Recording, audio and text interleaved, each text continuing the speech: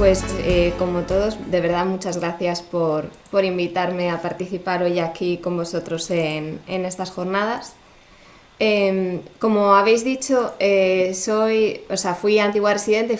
trabajé como adjunta en el Hospital Niño Jesús. Ahora mismo estoy en Asturias, en el Hospital San Agustín de Avilés, pero este trabajo os lo presento en nombre del Hospital Niño Jesús, en nombre de Consuelo Pedrón, que es realmente, junto con Ángela, el alma de este artículo y que hoy no ha podido estar con nosotros por otro compromiso, pero que realmente es el alma de la consulta de nutrición infantil del Hospital Niño Jesús. Entonces, este artículo, como habéis dicho, trata sobre malnutrición en niños con ictiosis y refleja realmente la experiencia de la consulta multidisciplinar del Hospital Niño Jesús. Entonces, no sé si lo veis bien y me oís bien. Sí, se te ve y se te Todo escucha bien, y se ve ¿no? la presentación bien. Muy bien. Os dejo aquí el código por si queréis descargarlo, ¿vale? Como hemos dicho, se publicó en la revista de la Asociación Americana de Dermatología en este año y podéis acceder aquí o bien a través del código QR o a través del DOI. Y bien, ¿por qué decidimos nosotros estudiar la malnutrición en los pacientes con ictiosis? Ya sabéis que las ictiosis congénitas son enfermedades hereditarias, son crónicas y muchas veces se manifiestan ya desde el nacimiento. A veces se manifiestan más adelante, pero hay niños que estarán afectados ya desde el nacimiento. Ya sabéis también que pueden afectar solamente a la piel en forma de ictiosis no sindrómicas, pero también pueden ser enfermedades multiorgánicas que afecten a otros órganos del cuerpo y hablaríamos entonces de ictiosis sindrómicas. Hablar de malnutrición es algo complejo porque quizás muchos de vosotros no estáis familiarizados con estos términos. De acuerdo a la Organización Mundial de la Salud, cuando hablamos de malnutrición incluimos tanto la desnutrición, que es lo que pensamos normalmente al hablar de malnutrición, la desnutrición aguda o la desnutrición crónica, pero también incluimos déficits o incluso excesos de micronutrientes y también incluimos dentro de la malnutrición aquellas enfermedades que son por exceso, no por déficit, el sobrepeso, la obesidad y enfermedades no transmisibles relacionadas con la alimentación, que aquí fundamentalmente se incluirían, por ejemplo, la hipertensión, la diabetes o algunos tipos de cáncer. Sabemos ya en general, todos los que trabajamos en pediatría, trabajamos en nutrición y sabemos también por publicaciones anteriores que la desnutrición es muy frecuente en general en niños con enfermedades crónicas. Y además, cuanto menor va a ser la edad, especialmente en niños menores de 5 años, en los que hay mayor potencial de crecimiento, son momentos en los que necesitan mucha energía para crecer, para tener un buen desarrollo tanto en su talla como en desarrollo neurológico, van a tener más riesgo de desnutrición por este rápido crecimiento. Y por eso nosotros en pediatría en general, ya lo sabéis todos los que tenéis hijos, nuestro papel fundamental va a ser la prevención, asegurar un adecuado crecimiento, asegurar un adecuado desarrollo y por eso va a ser fundamental diagnosticar y tratar precozmente. Ya os he hablado un poco de malnutrición, pero dentro de la malnutrición hemos dicho que incluimos la desnutrición. Y igual es un concepto que quizá al pensar en ello pensamos en estos niños negritos de África que no pueden comer, pero la desnutrición realmente está presente entre nosotros y especialmente tanto en niños sanos como especialmente en niños con enfermedades. Al hablar de desnutrición aguda, hablamos de una situación aguda, es decir, bien por un desencadenante, alguna enfermedad, un agravamiento, una situación, una infección, por ejemplo, se produce una pérdida de peso aguda, ¿vale? Que se debe a esto, a un desequilibrio entre las necesidades energéticas y nutricionales, lo que necesitamos en ese momento para crecer, para mantener nuestro metabolismo y lo que estamos ingiriendo, lo que comemos en este caso, que es lo que nosotros podemos modificar. La ingesta puede ser insuficiente, en ocasiones la ingesta puede ser adecuada, pero por distintos motivos, como veremos más adelante, tenemos un aumento de las necesidades energéticas, de las necesidades nutricionales y la balanza se va a desequilibrar de forma que vamos a tener una pérdida de peso que nosotros veremos, al hablar de desnutrición aguda, veremos un menor peso al que correspondería para esa talla, para esa edad y para ese sexo. Ya sabéis, en general, todos los que tenéis niños, los pediatras, utilizamos los percentiles, las gráficas de crecimiento, ¿vale? Entonces, al hablar de desnutrición aguda, ¿qué veremos nosotros? Veremos un peso afectado, un peso bajo, por debajo del percentil 3, pero al hablar de desnutrición aguda, lo que nos fijaremos es en la relación entre el peso y la talla, o el índice de masa corporal, que al final es lo que nos mide. Veremos una relación peso-talla o un índice de masa corporal menor al percentil 3. Si esta situación se mantiene en el tiempo, si este desequilibrio entre lo que estamos comiendo y lo que necesitamos se mantiene en el tiempo, entraremos ya en una situación crónica, y este desequilibrio prolongado, ya os he dicho que los niños van a necesitar mucha energía, van a necesitar muchos nutrientes para crecer. Si tenemos este déficit durante mucho tiempo, primero se producirá una pérdida de peso, pero después se va a producir un retraso en el crecimiento, que nosotros veremos afectándose ya la talla. Entonces hablaríamos de desnutrición crónica cuando tenemos una menor talla a la que va a corresponder para su edad. Podemos tener en ese momento dado, puede ser que este niño al que estamos valorando haya tenido una situación aguda, que ya haya empezado a recuperar, el peso quizá ya haya empezado a normalizarse, pero lo que vemos en ese momento solamente es la afectación en la talla, ¿vale? Entonces hablaríamos de desnutrición crónica cuando tenemos una talla por debajo del percentil 3 para esa edad y para ese sexo. Hablaríamos de una desnutrición crónica agudizada si esa situación todavía no se ha solucionado y tenemos a la vez una afectación de peso y una afectación de la talla. Y bien, ya hablamos siempre sobre las guías, las recomendaciones, sobre el seguimiento, el manejo de la ictiosis y demás. Nosotros los pediatras sabemos en general que es muy importante evaluar el estado nutricional, pero las guías europeas para el manejo de la ictiosis, que son del 2019, sí que nos recomiendan controlar el crecimiento, vigilar la talla, pero solo nos indican estudiar el estado nutricional cuando ya hay un retraso en el crecimiento, es decir, cuando ya vamos tarde, vemos las consecuencias, pero no estamos tratando precozmente para evitar que se produzca esta afectación de la talla. Además, solo nos recomiendan monitorizar los niveles de vitamina D, no hablan de otros micronutrientes. Por ello, el objetivo del estudio fue, en primer lugar, describir nuestra experiencia como una consulta multidisciplinar en el manejo de los niños con ictiosis y especialmente destacar lo que ya sabemos, la importancia del estado nutricional en general en los niños con ictiosis.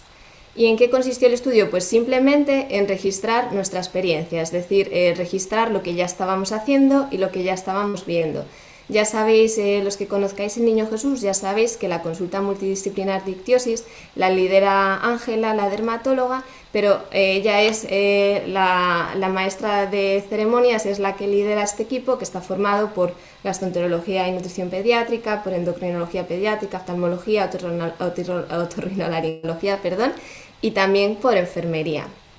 Entonces, ¿en qué consistió el estudio? Simplemente lo que hacemos habitualmente en la consulta de nutrición infantil. Se registraron las evaluaciones de la primera consulta entre los años 2016 y 2018 y se registraron los datos de antropometría, es decir, sobre el peso, la talla de los distintos pacientes, esta clasificación del estado nutricional que os he mencionado. Se hizo también a todos los niños una analítica sanguínea con parámetros nutricionales, pues con vitaminas, hierro, minerales, micronutrientes, y se recogieron también los datos clínicos, los tipos de ictiosis, la severidad en ese momento, si tenían o no tenían diagnóstico genético, y lo que más nos interesa a nosotros desde nutrición infantil, pues la historia nutricional, si tenían algún otro tratamiento médico, alguna otra enfermedad, las encuestas dietéticas y si necesitaban o estaban ya recibiendo soporte nutricional.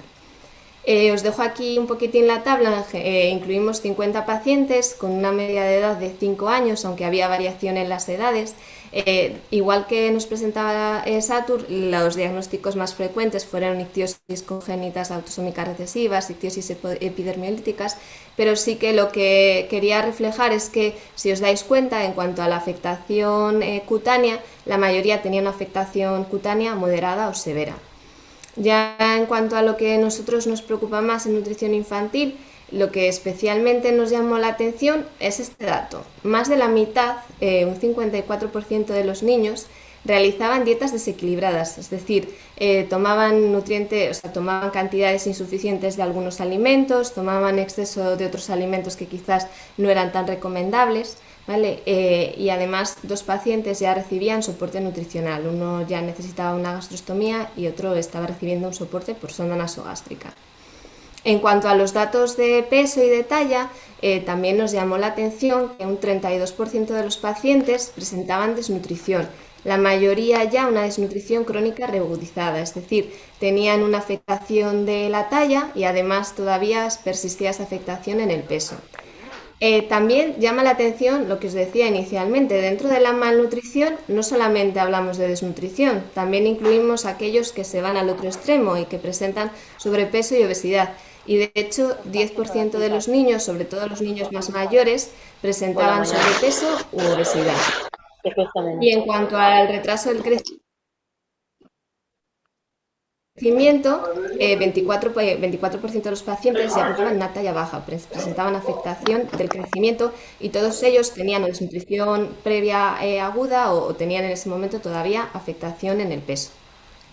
En cuanto a la edad, lo que ya sabemos, tanto lo que está publicado previamente y lo que vimos también en nuestro estudio, es que los niños más pequeños, sobre todo los menores de 5 años, estaban más en riesgo y tenían más frecuencia de desnutrición. Y de hecho la mitad presentaban algún tipo de desnutrición. También parece lógico esto, es decir, los niños con ictiosis severas también presentaban mayor frecuencia de desnutrición y mayor retraso del crecimiento. Y esto es especialmente importante porque también el hecho de que tuvieran dietas inadecuadas se relacionaba con un mayor riesgo de malnutrición. Un 81% de los desnutridos y un 80% de los que tenían sobrepeso o obesidad seguían dietas desequilibradas. Además, vimos que no solamente nos debería preocupar la vitamina D, porque el 60% de los niños tenía déficit de micronutrientes y dentro de ellos el selenio, el hierro y también el zinc fueron hallazgos que vimos con frecuencia.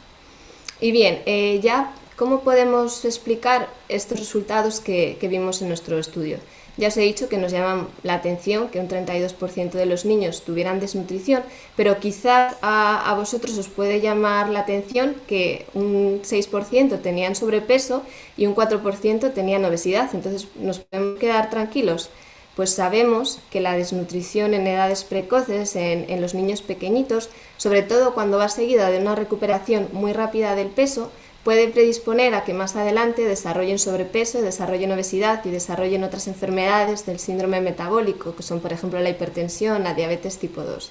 Además, ya sabéis todos los que tenéis niños que la nutrición es fundamental, sobre todo en los primeros 1000 días, hablamos, los primeros años de vida, va a ser fundamental lo que los niños vayan a comer y de hecho la calidad y la cantidad de esta nutrición va a influir tanto en el desarrollo del sistema inmune, su desarrollo cognitivo y en la regulación de la energía y de los depósitos de grasa, es decir, puede favorecer que más adelante tengan una alteración en esta regulación y tiendan a, pues, por ejemplo, a acumular más grasa o a tener con más facilidad sobrepeso u obesidad. Además, aunque ya os he dicho que no teníamos datos sobre el estado nutricional de los niños con ictiosis, sí que se ha descrito el retraso del crecimiento, por eso las guías europeas ya nos recomendaban que, ojo, teníamos que medir a los niños con ictiosis, porque se ha visto tanto en ictiosis sindrómicas como no sindrómicas. Pero ya os he explicado y ya vais a entender por qué pensamos que esta afectación en el crecimiento en estos niños puede estar relacionada con una afectación nutricional, porque si tenemos ese desequilibrio, inicialmente veremos una afectación en el peso, veremos una desnutrición aguda, pero si no actuamos y dejamos que esta situación se mantenga en el tiempo, se afecta luego el crecimiento y eso lo vamos a ver como un retraso en el crecimiento, una talla baja o una desnutrición crónica, que es como nosotros lo vamos a llamar. Y de hecho, ya os digo, un 24% de los niños ya tenían una afectación en el crecimiento en nuestro estudio. ¿Y por qué puede deberse esto? ¿Por qué tienen más riesgo de desnutrición? Es tan sencillo como ver la balanza, es decir, estos niños van a tener un aumento de las necesidades de energía y de nutrientes, aunque estén comiendo lo mismo que otro niño que la misma edad, tienen el mismo sexo, tienen el mismo peso, estos niños van a tener unas mayores necesidades energéticas y unas mayores necesidades de nutrientes por distintas causas, porque van a tener un aumento en el gasto energético de la piel, porque tienen aumentado el metabolismo epidérmico, van a tener, también hemos dicho, un aumento de la permeabilidad, van a perder más agua a través de la piel y esto va a condicionar que pierdan también energía a través de la piel. Van a tener un engrosamiento de la piel que también va a suponer que tengan una mayor pérdida de energía. La propia inflamación, el hecho de que un niño tenga una inflamación mantenida o un adulto, va a condicionar también un mayor gasto de energía. Y además van a tener con más frecuencia que otros niños sanos más infecciones que también van a condicionar, por un lado, que tengan en ese momento menor apetito y por otro lado que necesiten todavía más energía. Además, el propio dolor, cuando tienen mucha afectación en la piel, va a producir una disminución del apetito, la propia inflamación va a producir una disminución del apetito y puede ser que estos niños no tengan una ingesta, una dieta que les garantice toda la energía que van a necesitar. Todo ello va a condicionar que tengan un desequilibrio mantenido, va a producir una desnutrición y más adelante, si no actuamos, un retraso en el crecimiento. Y también por estas mismas causas que hemos mencionado van a tener probablemente también un mayor consumo de nutrientes, por eso van a tener con mayor frecuencia déficit de micronutrientes, que como podéis imaginar va a verse agravado si tenemos una dieta inadecuada y estamos comiendo distintos alimentos o estamos comiendo menos de lo que deberíamos de algunos alimentos. Además, sabemos que la descamación cutánea o que la malabsorción digestiva que pueden tener algunos pacientes puede agravar este problema y que, de hecho, el déficit de determinados micronutrientes también va a repercutir en la piel y va a hacer que puedan tener mayor afectación en la piel en un momento dado.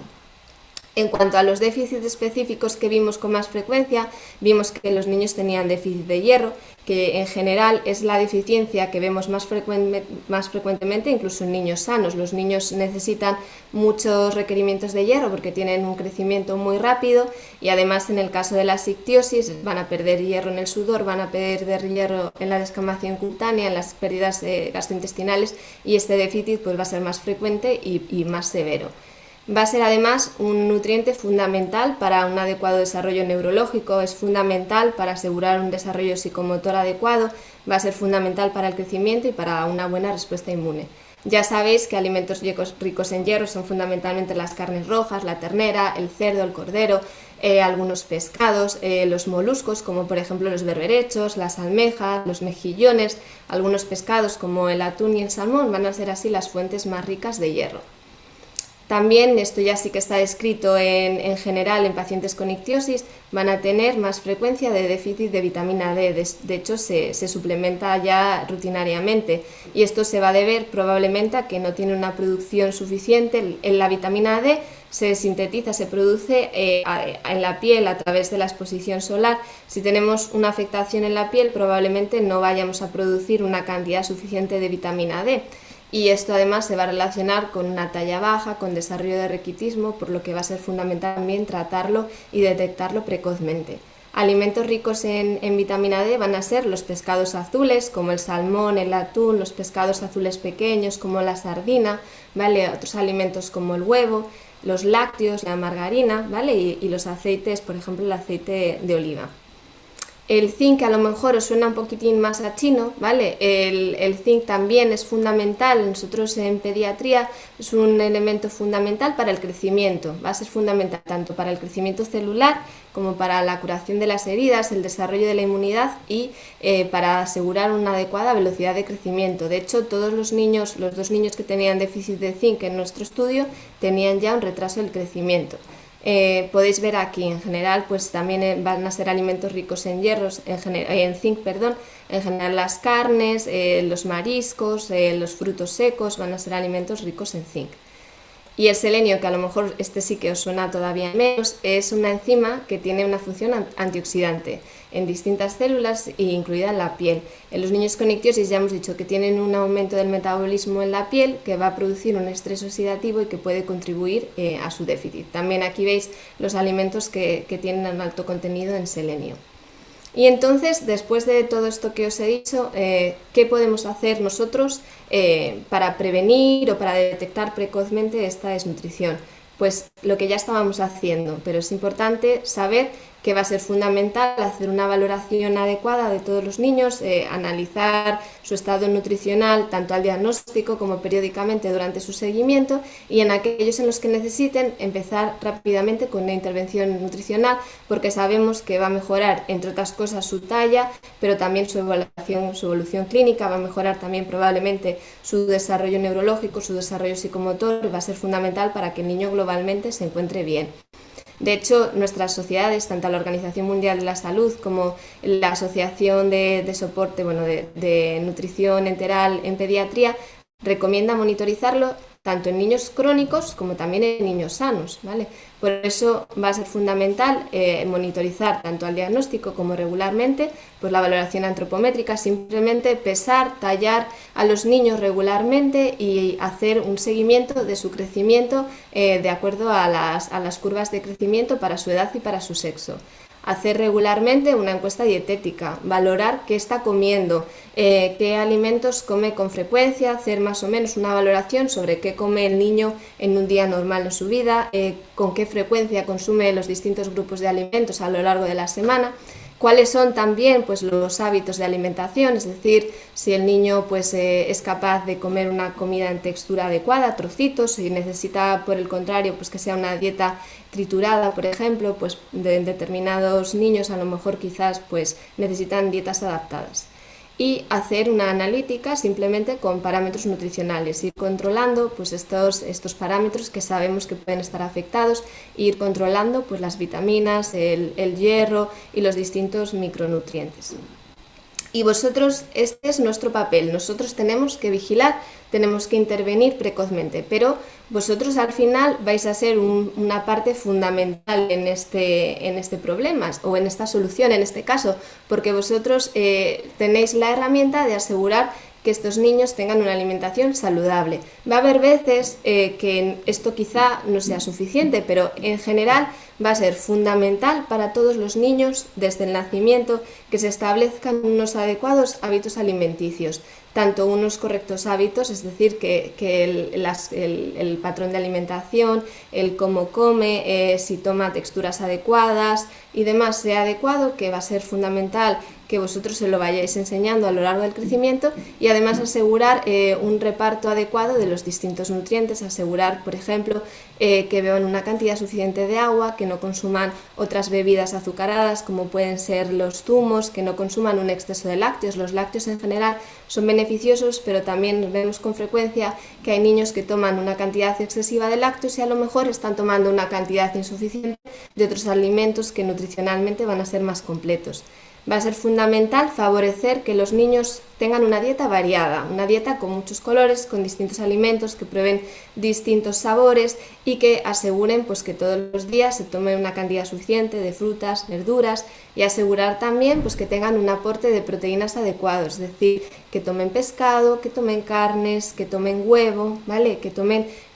todos estos alimentos que hemos mencionado, que vayan a ser ricos en proteínas, ricos en hierro,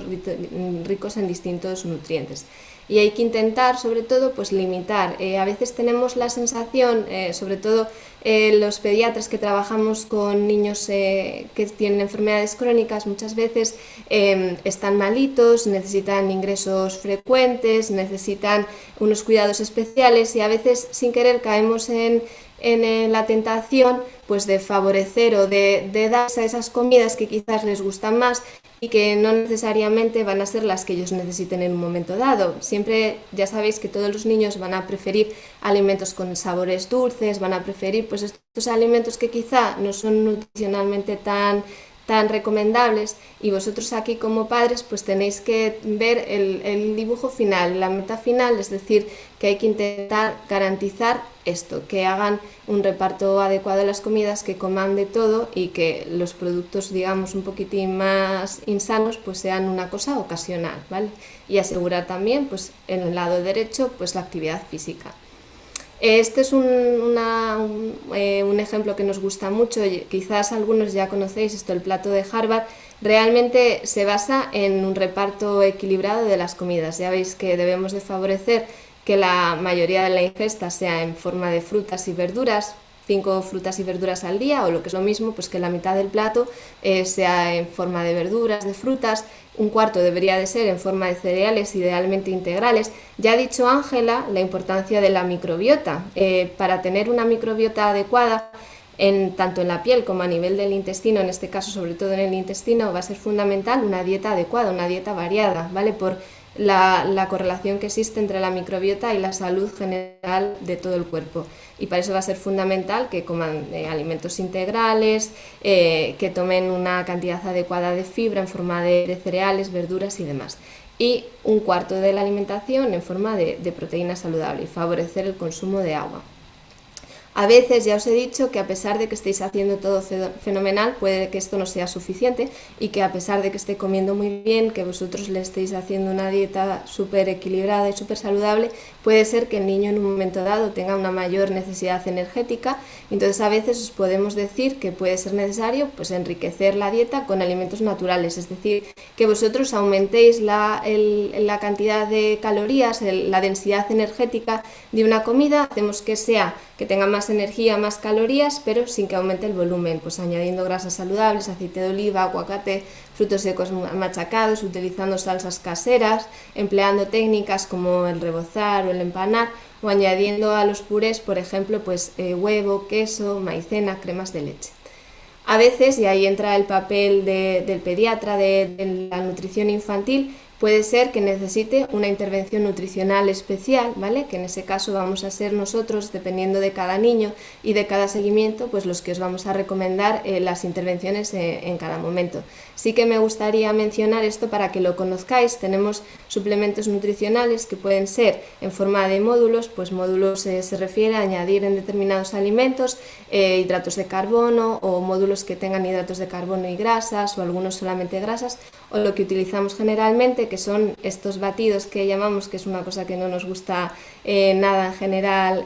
utilizar ese término, pero bueno, van a ser dietas poliméricas, que van a ser unos suplementos que son nutricionalmente completos. Es decir, si vuestro niño tomase solamente una alimentación en forma de dieta polimérica, vamos a asegurar que tenga todo el nivel de energía, de calorías, de vitaminas, de proteínas adecuado para su edad. Muchas veces lo utilizamos como un añadido, es decir, os diremos, pues, dadle un par de suplementos a lo largo del día repartidos en las comidas para hacer un extra, un extra de calorías, un extra de nutrición.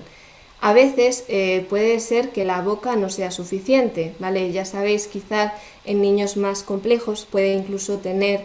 una deglución alterada, puede que no puedan tragar bien, se atraganten, y a veces puede ser necesario utilizar distintos accesos diferentes a la boca. A veces puede ser que, a pesar de que un niño esté comiendo una cantidad adecuada, esté tomando suplementos dietéticos a lo largo del día, necesite incluso un extra en forma de un suplemento nocturno, ¿vale? Y ahí pues tenemos nuestras herramientas, que son la sonda nasogástrica, que consiste simplemente en introducir una sonda a través de la nariz y administrar a través de ello pues los suplementos. Esto generalmente es una solución transitoria que mantenemos durante unos meses. Si la necesidad de suplementos se mantiene, hablaremos entonces ya de una gastrostomía, que consiste en un acceso directo a través del estómago. Alimentamos al niño a través del estómago, ¿vale? Pero la mayoría de las veces esto no evita o no supone que no podamos seguir utilizando la boca, por ejemplo, pues dándole pequeñas cantidades de alimento, o incluso habrá niños que puedan comer por boca y necesiten ese extra que se les va de administrar o por sonda o por gastrostomía. Y ya para terminar, ya el mensaje con el que quiero que os quedéis es que sabemos que los niños con ictiosis van a tener un riesgo de desnutrición, sobre todo cuando son más pequeños y sobre todo cuando tienen una afectación más severa en la piel, y que van a tener con frecuencia déficits de micronutrientes que van a ser muy relevantes, porque pueden repercutir tanto en su piel como en su crecimiento, en su desarrollo, en su respuesta inmune, en favorecer que tengan, por ejemplo, más riesgo de infecciones. Y por eso va a ser fundamental hacer una valoración nutricional muy precoz en cuanto se diagnostiquen o en cuanto les conozcamos, y en aquellos en los que sea necesario intervenir precozmente, porque podemos prevenir la desnutrición, podemos asegurar una adecuada talla final en el niño y sabemos que van a mejorar la evolución en general de estos pacientes. Por ello, concluimos, igual que hemos dicho previamente con otorrino, que sería necesario hacer una valoración nutricional adecuada al diagnóstico y durante el seguimiento. Y os dejo aquí, sobre todo para los papás, distintos recursos web, ¿vale? Yo os he contado muchas cosas en poco tiempo, pero que sepáis que podéis consultar, por ejemplo, estas páginas de la Asociación Española de Pediatría y Atención Primaria, de la Asociación Española de Pediatría, de la Comunidad de Madrid, ¿vale? O este libro que me gusta mucho, que es de la doctora Pedrón, que es sobre conceptos básicos en alimentación infantil, pues para que entendáis un poquitín más todas estas cosas de las que os hablamos cuando os hablamos de nutrición. Y nada, os dejo aquí para que lo podáis tener y nuestros contactos para que también podáis contactar con nosotros si tenéis alguna otra pregunta. Así que de nuevo muchas gracias por habernos dado la oportunidad de estar hoy aquí con todos vosotros.